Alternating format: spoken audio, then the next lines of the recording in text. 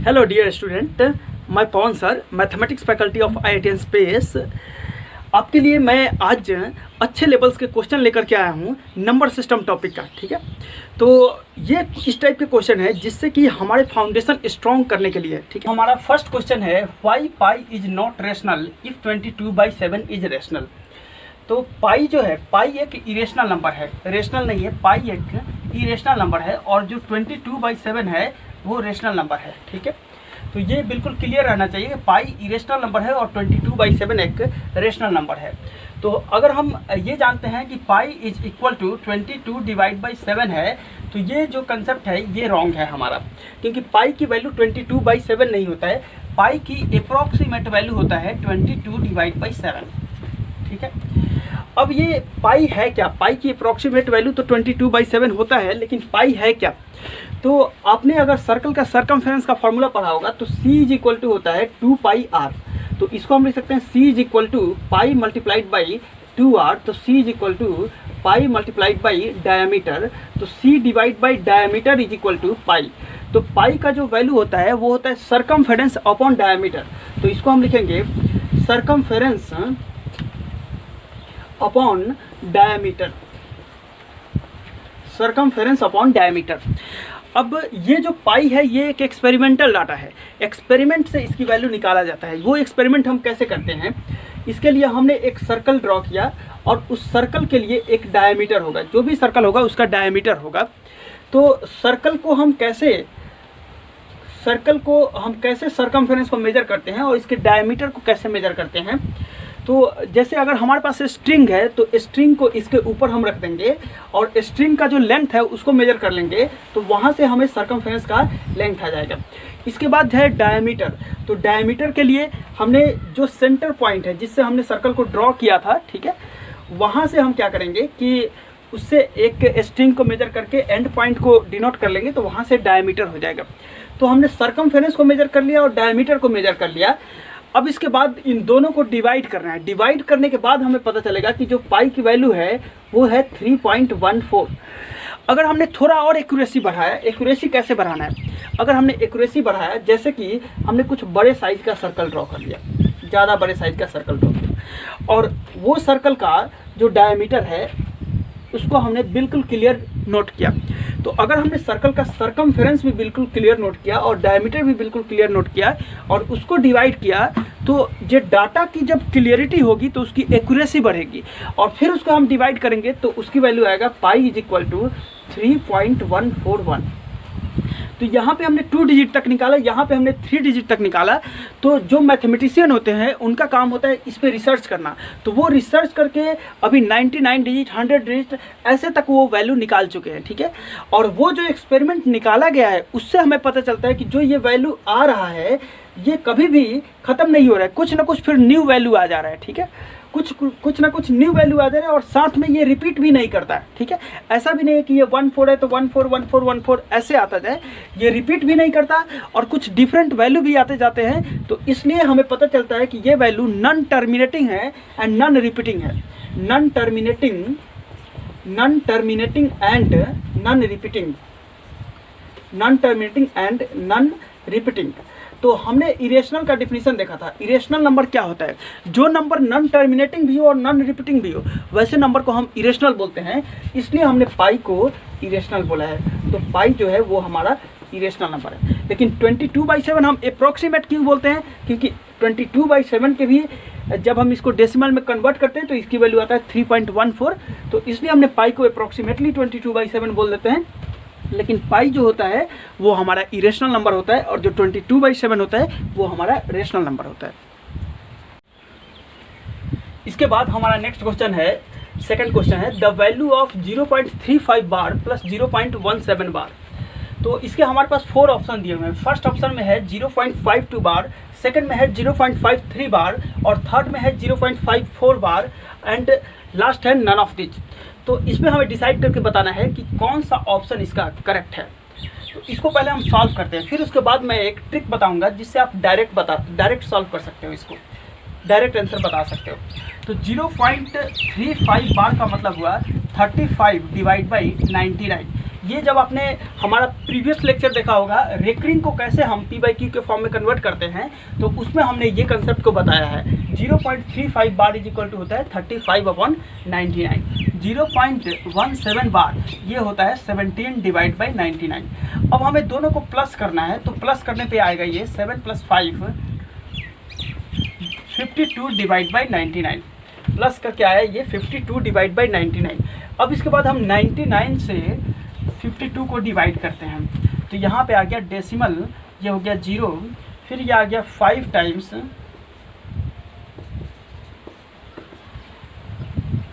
ये हो गया 5 यहाँ पे, और ये हो गया 11 - 9 2, तो 25, फिर उसके बाद यहाँ पे 0।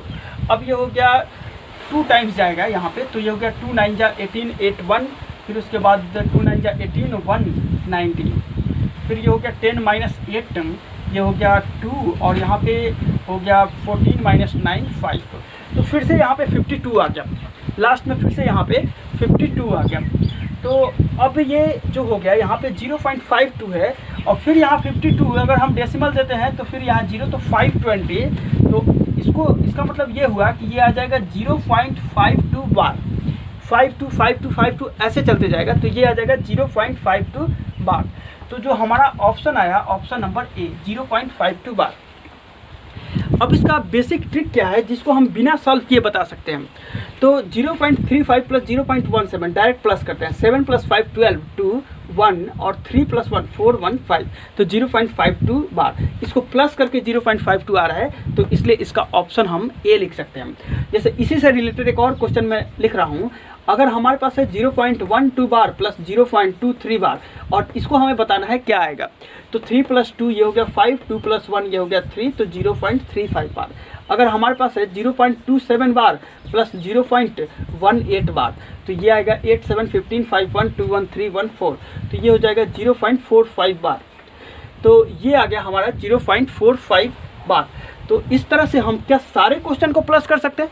नहीं, सारे क्वेश्चन को हम प्लस नहीं कर सकते हैं। जैसे मैं नेक्स्ट क्वेश्चन लिख रहा हूँ, क्वेश्चन नंबर 3। क्वेश्चन नंबर 3 में है हमारा 0.82 बार प्लस 0.82 बार प्लस 0.43 बार। इसका ऑप्शन है, ऑप्शन नंबर ए में है 1.26 बार, ऑप्शन नंबर बी में है 1.27 बार, ऑप्शन नंबर सी में है 1.28 बार, और ऑप्शन नंबर डी में है नन ऑफ दिस। अब अगर आप इसको सोचते हो कि इसको हम प्लस करके आंसर लिखें तो क्या आएगा, 3 + 2 5, 3 + 2 5, 4 + 8 12, ठीक है। तो ऐसा कुछ ऑप्शन है नहीं, option A B C D कहीं पे ऐसा कुछ ऑप्शन नहीं है। तो अब आप क्या करेंगे इसका आंसर? क्या लगता है आपको इसमें से कौन सा ऑप्शन होना चाहिए जब कोई भी इसमें प्लस करके नहीं है? तो ठीक है, आपको लगेगा ये नन ऑफ दिस, ठीक है, लेकिन इसका आंसर नन ऑफ दिस नहीं होगा। इसका आंसर होगा ऑप्शन नंबर ए, 3 + 2 5 1 6 और 8 + 4 12। जब भी हमारे पास इस क्वेश्चन में और इस क्वेश्चन में थोड़ा सा डिफरेंस है। क्या डिफरेंस है दोनों में? जैसे यहाँ पे जब हम इसको प्लस कर रहे हैं तो ये 0.35 बार आया, मतलब 1 से लेस आया, लेकिन यहाँ पे जब हम प्लस कर रहे हैं तो ये 1 से मोर आया, 1.25 बार आ रहा है। जब हम इसको प्लस कर रहे हैं तो 1.25 आ रहा है, ठीक है। तो 1.25 आ रहा है प्लस करने पे, तो इसलिए जो हमारा आंसर होगा, जब भी प्लस करके 1 से ज़्यादा आता है, यहाँ पे मेन कंसेप्ट है, ध्यान देने वाली बात यहीं पे है। जब भी प्लस करके हमारा वैल्यू 1 से ज़्यादा आ रहा है, उस समय हम 1.25 आया तो हमने यहाँ पे 1 ऐड किया तो हो गया 1.26, तो 1.26 बार लगा लेना। अगर हमारे पास प्लस करके 1.85 आता है तो हम लिखेंगे 1.86। अगर हमारे पास प्लस करके 1.93 आ रहा है तो हम लिखेंगे 1.94 बार, ठीक है। बार लगाते समय हमें एक डिजिट यहाँ पे बढ़ा लेना है और उसके बाद हमें बार लगा देना है। तो ये हमारा ऑप्शन नंबर ए होगा, ठीक है। अगर आपको बिल्कुल क्लियर करना है कि क्या ये आंसर सही है या गलत है, तो इसके लिए हम सॉल्व करने के लिए क्या करेंगे, 82 divide by 99 plus 43 divide by 99, तो ये हो गया 125 डिवाइड बाई 99। अब इसको जब आप डिवाइड करोगे तो डिवाइड करने के बाद आपको पता चलेगा कि 1.26 बार आ रहा है, ठीक है। आप डिवाइड करके चेक करना कितना आ रहा है आंसर, और जो भी इसका आंसर आ रहा है आप कमेंट बॉक्स में लिख सकते हो। तो इसका आंसर आएगा 1.26 बार, ठीक ठीक है। अब मैं आपको ये बता दूं कि जो हम टॉपिक कर रहे हैं, ठीक है, जैसे नंबर सिस्टम का जो भी हम इम्पोर्टेंट फाउंडेशन बिल्डर क्वेश्चन कर रहे हैं, ऐसे इसके जो कंसेप्ट है इसको हम प्रीवियस लेक्चर में कर चुके हैं, ठीक है। तो जो लोग को कंसेप्ट में डाउट है, कंसेप्ट नहीं किए हुए हैं, वो लोग पुराने वीडियो हमारे देख सकते हैं। पुराने वीडियो से बिल्कुल कंसेप्ट क्लियर हो जाएंगे। और अभी हम ये कर रहे हैं फाउंडेशन बिल्डर के क्वेश्चन, कुछ अच्छे लेवल के क्वेश्चन है, और उसके बाद हम स्टार्ट करेंगे एनसीईआरटी के एक्सरसाइज के क्वेश्चन। तो एनसीईआरटी के एक्सरसाइज के एक एक क्वेश्चन हम इसके बाद करते जाएंगे, ठीक है। अब इसके बाद है हमारा नेक्स्ट क्वेश्चन जो है वो है prove that root 2 is irrational number. हमें पता है कि रूट 2 एक इरेशनल नंबर है, लेकिन उसको हमें प्रूव करना है कि रूट 2 इरेशनल है तो क्यों है, ठीक है। तो इरेशनल का हमें डिफिनीशन है कि जो non terminating and non repeating number हो उसको हम इरेशनल नंबर बोलते हैं। तो इसके दो मेथड है प्रूव करने के। एक तो मेथड है कि आप चाहो तो इसको रूट 2 की स्क्वायर रूट से वैल्यू निकाल सकते हो। स्क्वायर रूट से वैल्यू निकालने के बाद पता चलेगा कि जो वैल्यू आ रहा है वो non terminating and non repeating आ रहा है, इसलिए हम बोलेंगे कि जो रूट 2 है वो हमारा इरेशनल नंबर है। और दूसरा मेथड इसका क्या है, जो दूसरा मेथड है वो बिल्कुल समझने वाला मेथड है, वो बहुत ही इंपॉर्टेंट मेथड है, क्योंकि उस मेथड से जितने भी नंबर इरेशनल प्रूव करना होता है उस सारे नंबर को हम उस मेथड से प्रूव कर सकते हैं इरेशनल, ठीक है। तो उस मेथड को देखते हैं। सबसे पहले हम देखते हैं जो हमारे पास जो रियल नंबर होता है उसको हम दो पार्ट में डिवाइड करते हैं, आइदर रेशनल और इरेशनल। या तो वो नंबर रेशनल होता है या फिर वो नंबर इरेशनल होता है। लेकिन हमें प्रूफ करना है कि रूट 2 हमारा इरेशनल नंबर है। तो अगर हम ये मान लेते हैं कि वो नंबर रेशनल है और जो हमारा एजम्पशन है वो एजम्पशन रॉन्ग हो जाता है, तो इसका मतलब वो नंबर इरेशनल रहा होगा, ठीक है। तो सबसे पहले हम रूट 2 को लेट करेंगे कि root 2 is a rational number. तो यहाँ पे हमने लेट कर लिया, let root 2 is equal to rational number. Root 2 को हमने रेशनल नंबर लेट कर लिया। जब ये रेशनल नंबर है तो इसका मतलब हम इसको p डिवाइड बाई q के फॉर्म में लिख सकते हैं। तो root 2 is equal to p divide by q। अब यहाँ पे जो हमने p बाई q लिखा है, ये p और q ये दोनों सिंप्लीफाइड फॉर्म में होना चाहिए। तो यहाँ पे हम लिखते हैं p, q is equal to coprime. इसका क्या मतलब है? को प्राइम का मतलब होता है कोई भी दो नंबर जब इसको हम सिंप्लीफाई कर देते हैं तो उसका कॉमन फैक्टर सिर्फ 1 आ जाता है। जब किसी भी दो नंबर का कॉमन फैक्टर सिर्फ 1 हो, वैसे दो नंबर को हम बोलते हैं को प्राइम नंबर। तो यहाँ पे p और q को हमने सिंप्लीफाई कर दिया है और उसके बाद यहाँ पे लिखा गया है सिंप्लीफाइड फॉर्म में, यहाँ पे लिखा गया है p डिवाइड बाई q। अब इसके बाद हम क्या करते हैं, इसको क्रॉस मल्टीप्लिकेशन करते हैं। तो यहाँ से आएगा p is equal to root 2 q, p is equal to root 2 q। अब इसके बाद स्क्वायरिंग करते हैं both side, squaring both side, दोनों साइड हमने स्क्वायरिंग किया। तो स्क्वायरिंग करने के बाद आएगा ये p square is equal to 2q square. p square is equal to root 2 का स्क्वायर हो गया 2 और q का स्क्वायर हो गया q स्क्वायर। तो p square is equal to 2q square. अब यहाँ पे मेन कंसेप्ट है जो समझने वाला कंसेप्ट है, p square is equal to 2q square हो गया। तो जब ये q स्क्वायर में 2 से मल्टीप्लाई है, q तो इंटीजर होगा, q स्क्वायर में 2 से मल्टीप्लाई है, तो इसका मतलब ये जो p स्क्वायर है ये 2 से डिविजिबल होगा, क्योंकि 2q square is divisible by 2। 2q square is divisible by 2 क्योंकि इसके साथ 2 मल्टीप्लाई के फॉर्म में है, इसलिए 2q स्क्वायर 2 से डिविजिबल होगा। जब 2q स्क्वायर 2 से डिविजिबल होगा तो ये दोनों आपस में इक्वल है, तो p स्क्वायर भी डिविजिबल बाई 2 होगा। p square is divisible by 2, p square भी 2 से डिविजिबल होगा। तो 2q स्क्वायर डिविजिबल हुआ 2 से, इसलिए p स्क्वायर डिविजिबल हुआ 2 से। अब किसी भी नंबर का स्क्वायर जब 2 से डिविजिबल हो, किसी प्राइम से डिविजिबल हो, तो वो नंबर पहले खुद उस प्राइम से डिविजिबल हुआ होगा। जैसे p का स्क्वायर है वो 2 एक प्राइम नंबर है, तो 2 से डिविजिबल है, इसका मतलब पहले p 2 से डिविजिबल हुआ होगा तभी उसका स्क्वायर 2 से डिविजिबल हो सकता है। तो यहाँ से आएगा p is divisible by 2, p is divisible by 2। अगर आपको ये वाला स्टेटमेंट बिल्कुल क्लियर नहीं हुआ तो आप एग्जाम्पल के थ्रू चेक कर सकते हो। जैसे मान लेते हैं हम कि 4 है, 4 नहीं लेते हैं हम, 36 लेते हैं। 36 जो है वो 2 से डिविजिबल है, ठीक है। तो 36 किसका स्क्वायर है, 6 का स्क्वायर है। तो 6 का स्क्वायर जो है वो 2 से डिविजिबल है, तो 6 भी पहले 2 से डिविजिबल होगा, 6 भी 2 से डिविजिबल है। अगर आप 100 को लेते हो, 100 2 से डिविजिबल है, तो 100 किसका स्क्वायर है, 10 का स्क्वायर है, तो 10 भी 2 से डिविजिबल है, ठीक है। तो यहाँ पे p इज डिविजिबल बाई 2 आ गया। अब p जब 2 से डिविजिबल हो गया तो हम लिख सकते हैं p divide by 2 is equal to c। इसको एक कांस्टेंट ले लिया, c यहाँ पे है कांस्टेंट। अब p by 2 is equal to c हो गया, तो अब हम क्रॉस मल्टीप्लिकेशन करते हैं, तो यहाँ से आ जाएगा p is equal to 2c। अब इसके बाद हम स्क्वायरिंग कर देते हैं, तो ये हो गया squaring both side, squaring both side, दोनों साइड हमने स्क्वायरिंग कर दिया। तो यहाँ से आ गया p square is equal to 4c square. जब हमने स्क्वायरिंग किया तो यहाँ से आ गया p square is equal to 4c square. अब यहाँ पे इक्वेशन नंबर सेकंड दे दिया और ये जो था ये इक्वेशन नंबर हमने फर्स्ट दे दिया। अब यहाँ देखते हैं p square is equal to 2q square था, यहाँ है p square is equal to 4c square. तो जो पी स्क्वायर है इसकी जगह पे हम 2q स्क्वायर लिख सकते हैं, तो ये आ जाएगा 2q square is equal to 2q square is equal to 4c square. 2 से ये कैंसिल हो गया, तो यहाँ से आ गया q square is equal to 2c square.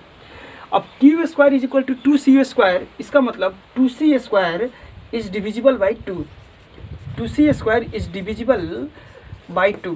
ये क्यों हुआ, क्योंकि 2c स्क्वायर में 2 मल्टीप्लाई है, तो जब हम 2 से डिवाइड करेंगे तो 2 कैंसिल होगा, तो 2c स्क्वायर 2 से डिविजिबल है। जब 2c स्क्वायर 2 से डिविजिबल है तो q स्क्वायर भी डिविजिबल होगा, q square is divisible by 2। ये क्यों होगा, ये क्यों होगा, क्योंकि दोनों आपस में इक्वल है, ये डिविजिबल है तो ये भी होगा डिविजिबल।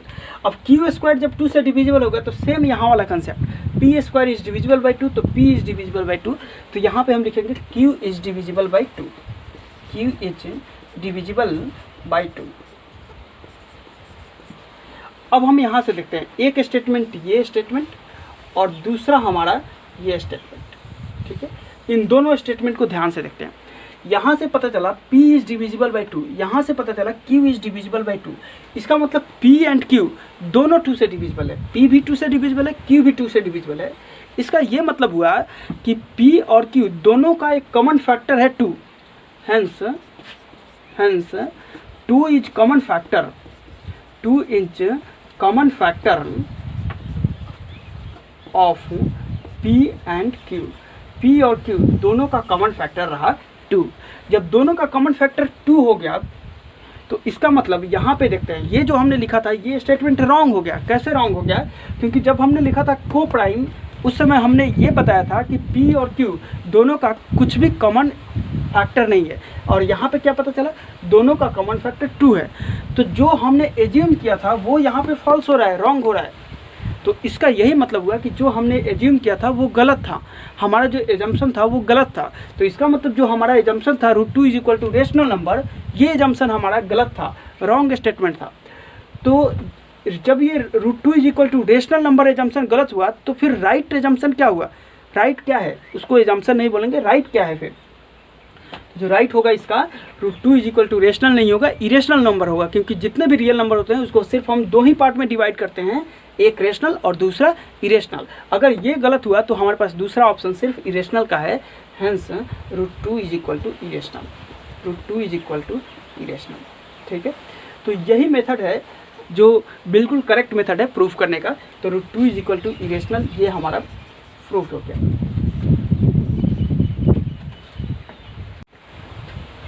इसके बाद है हमारा question prove that 3√5 is irrational number.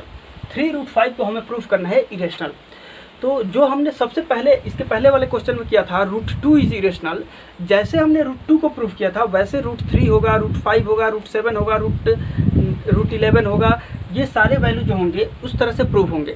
तो वैसे प्रूफ करने के जो मेथड होता है उसको हम बोलते हैं बेसिक मेथड, जिससे इरेशनल प्रूफ हुआ, ठीक है।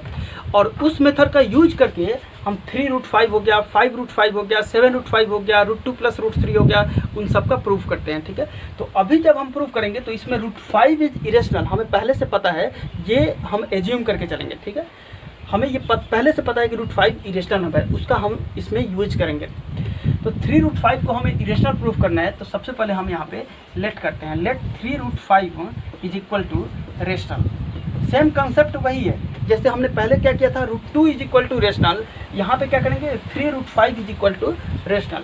जब हमने 3√5 को रेशनल लेट कर लिया तो इसको हम p डिवाइड बाई q के फॉर्म में लिख सकते हैं, ठीक है। तो √5 is equal to p divide by 3q हो गया, ठीक है। √5 इज इक्वल टू हो गया p divide by 3q।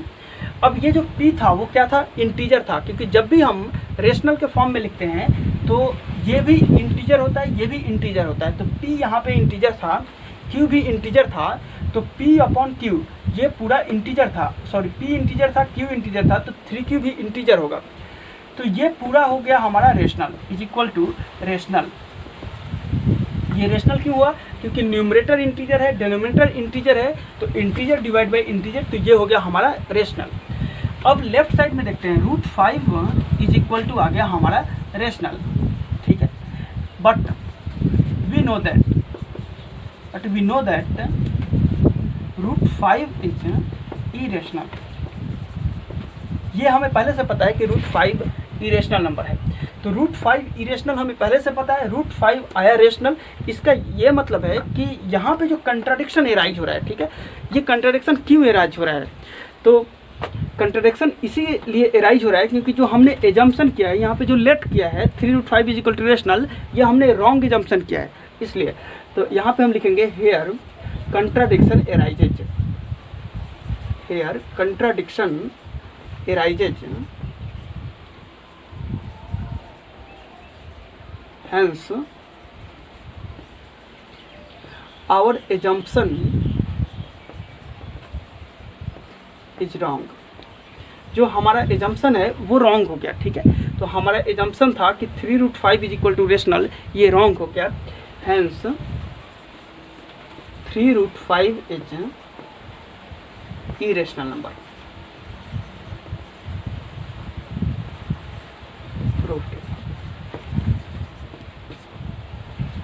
Question number 6 में है, without dividing the fraction check which of the following are non terminating decimal. हमें बिना डिवाइड किए हुए बताना है कि इसमें से कौन कौन है जो नॉन टर्मिनेटिंग डेसिमल है और कौन है जो टर्मिनेटिंग डेसिमल है। क्योंकि हमने ये डेसिमल्स के बारे में पढ़ा है कि डेसिमल 2 टाइप्स के होते हैं, एक टर्मिनेटिंग डेसिमल और दूसरा नॉन टर्मिनेटिंग डेसिमल, ठीक है। तो जो फ्रैक्शन का नॉन टर्मिनेटिंग डेसिमल होता है वो रिकरिंग डेसिमल होता है, ठीक है। तो हमें यहाँ बिना डिवाइड किए हुए बताना है कि कौन सा डेसिमल टर्मिनेटिंग होगा और कौन सा नॉन टर्मिनेटिंग होगा। इसके लिए सबसे पहले ये करना है हमें, इसमें कुछ पॉइंट है उसको हम नोट कर लेते हैं। फर्स्ट पॉइंट है कि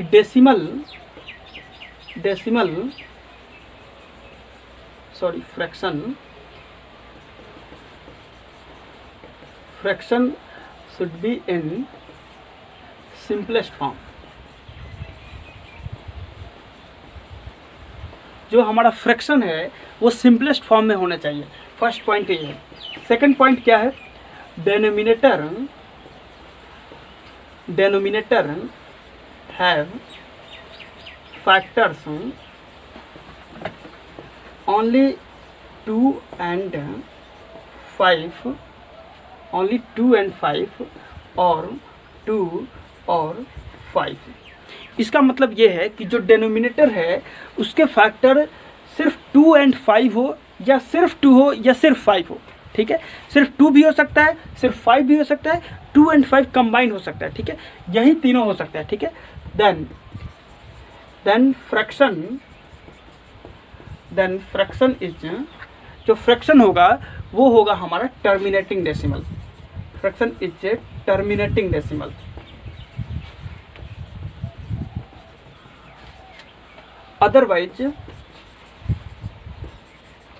otherwise नॉन टर्मिनेटिंग डेसिमल।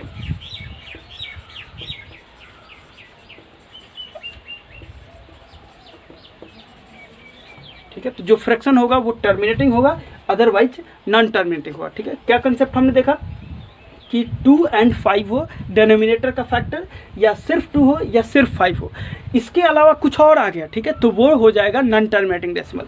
और सिर्फ इतना ही आया तो वो होगा हमारा टर्मिनेटिंग डेसिमल, ठीक है।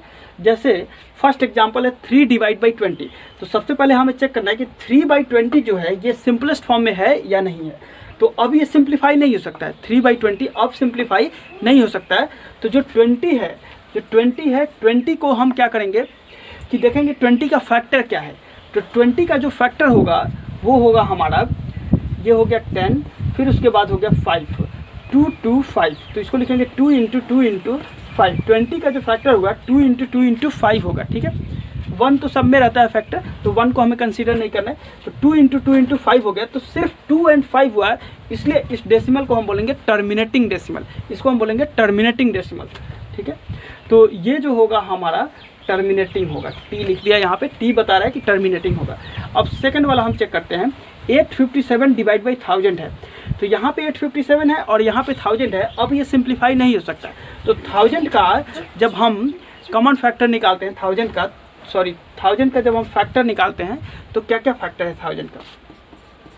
तो 1000 को हमने फैक्टराइज किया, तो ये हो गया हमारा 500, फिर उसके बाद ये हो गया 250, फिर उसके बाद 5 से ये हो गया 5 5 जा 25, 5 से ये हो गया 10, 2 से ये हो गया 5। तो जो हमारा फैक्टर आया 1000 का वो 2 और 5 आया है, ठीक है। 2 3 टाइम्स आया है और 5 3 टाइम्स आया है, ठीक है। तो 1000 का जो फैक्टर है ये है हमारा 2 × 5 टू दी पावर 3, तो सिर्फ 2 और सिर्फ 5 आया है, इसलिए ये जो डेसिमल होगा ये भी हमारा टर्मिनेटिंग डेसिमल होगा, ठीक है। ये जो होगा ये भी हमारा टर्मिनेटिंग डेसिमल होगा, ठीक है। तो इसके बाद है हमारा क्वेश्चन नंबर 3 और क्वेश्चन नंबर 4।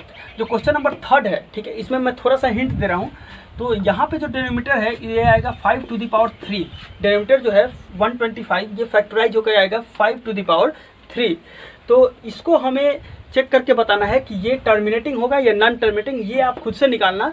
और क्वेश्चन नंबर 4 है, इसमें भी मैं जो मेन हिंट है वो मैं बता देता हूँ कि ये अभी सिंपलेस्ट फॉर्म में नहीं है, 93/2421 है, ये सिंपलेस्ट फॉर्म में नहीं है। तो सबसे पहले आपने क्या करना है, इसको सिंपलेस्ट फॉर्म में करना है, उसके बाद डेनोमिनेटर को चेक करना है कि ये जो डेनोमिनेटर है वो उसका फैक्टर क्या आ रहा है, सिर्फ 2 आ रहा है या सिर्फ 5 आ रहा है या क्या आ रहा है, ठीक है। तो क्वेश्चन नंबर 3 और क्वेश्चन नंबर 4 आपने खुद से सॉल्व करना है, और अगर जो भी आंसर आता है आपका टर्मिनेटिंग या नॉन टर्मिनेटिंग, उस सॉल्यूशन को आपको कमेंट बॉक्स में देना है, जिससे मुझे भी पता चलते रहे कि आप ये जो वीडियो हम बना रहे हैं उसको बिल्कुल क्लियरली समझ रहे हो या नहीं समझ रहे हो, ठीक है। इसके बाद है हमारा क्वेश्चन नंबर 7, जो डिफिनीशन से रिलेटेड क्वेश्चन है, ठीक है। क्वेश्चन नंबर 7 में है डिफाइन फॉलोइंग। फर्स्ट पार्ट है प्राइम नंबर, सेकंड पार्ट है कंपोजिट नंबर, थर्ड पार्ट है को प्राइम नंबर और फोर्थ पार्ट है ट्विन प्राइम नंबर, ठीक है। तो जो फर्स्ट पार्ट है उसका डिफिनीशन हम देखते हैं। फर्स्ट है हमारा प्राइम नंबर। प्राइम नंबर क्या होता है, ठीक है। तो प्राइम नंबर वैसा नंबर है जिसका फैक्टर सिर्फ 1 एंड इट सेल्फ, 1 नंबर 1 हो और वो नंबर खुद हो, उसके अलावा कोई भी फैक्टर नहीं होना चाहिए। जैसे अगर हम लिखते हैं 2, तो 2 का फैक्टर क्या क्या है, 2 का फैक्टर है 1 एंड 2। अगर हम लिखते हैं 3, तो 3 का फैक्टर क्या क्या है, 3 का फैक्टर है 1 एंड 3। अगर हम लिखते हैं 7, तो 7 का फैक्टर क्या है, 1 एंड 7। अगर हम लिखते हैं 10, तो 10 का फैक्टर है 1 2 5 एंड 10। तो क्या ये नंबर प्राइम नंबर होगा, ये नंबर प्राइम नंबर नहीं होगा। 7 प्राइम नंबर होगा, 3 प्राइम नंबर होगा, 2 प्राइम नंबर होगा, ठीक है। इसके बाद अगर हमारे पास है 11, तो 11 प्राइम नंबर होगा, क्योंकि 11 का फैक्टर है 1 एंड 11, ठीक है। इस तरह से अगर हम 9 को चेक करें तो 9 प्राइम नंबर नहीं होगा, क्योंकि 1 एंड 9 के अलावा 3 भी इसका फैक्टर आ गया, ठीक है।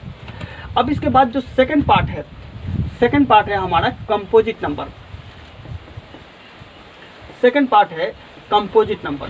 अब ये कंपोजिट नंबर क्या होता है, तो वैसा नंबर जिसका फैक्टर 1 एंड इटसेल्फ के अलावा कुछ और आ जाए, मतलब 1 और उस नंबर के अलावा कुछ और आ जाए, तो उसको बोलते हैं हम composite number.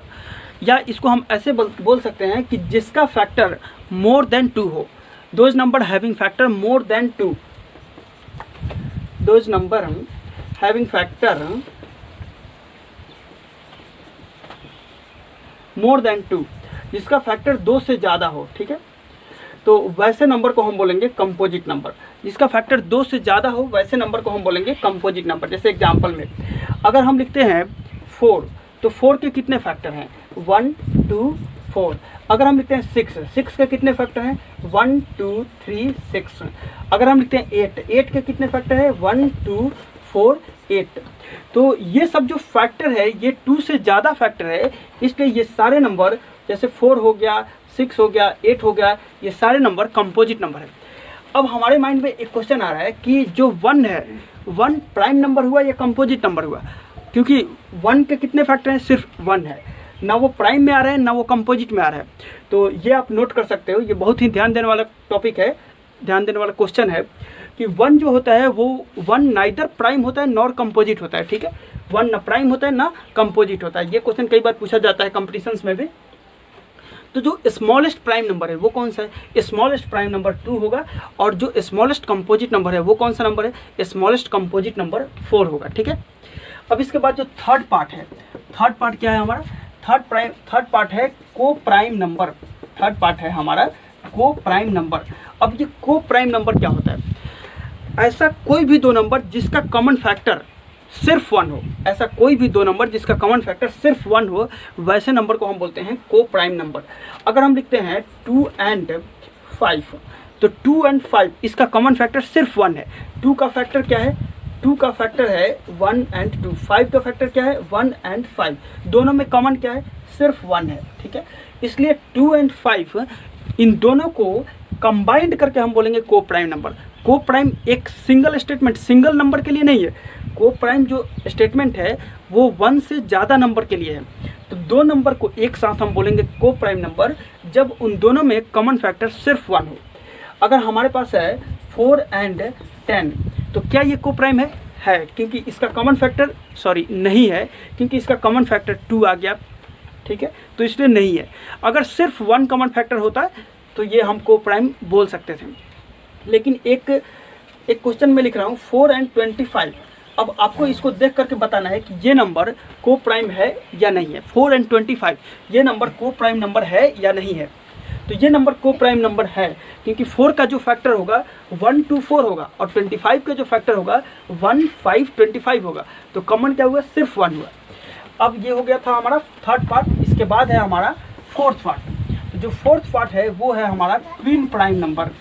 Twin prime number, अब ये क्या होता है? ट्विन प्राइम नंबर क्या होता है? ऐसा प्राइम नंबर जिनका डिफरेंस सिर्फ 2 हो, ऐसा प्राइम नंबर जिनका डिफरेंस सिर्फ 2 हो, वैसे नंबर को हम बोलते हैं ट्विन प्राइम नंबर। जैसे अगर हमने लिखा 3,5 तो दोनों का डिफरेंस क्या है? सिर्फ 2 है। अगर हमने लिखा 5,7 इनका डिफरेंस सिर्फ 2 है। दोनों प्राइम भी होना चाहिए और गैप भी दोनों का 2 होना चाहिए। अगर हमने लिखा 11,13 इनका डिफरेंस सिर्फ 2 है, तो ये जो नंबर है वो ट्विन प्राइम नंबर है, ठीक है।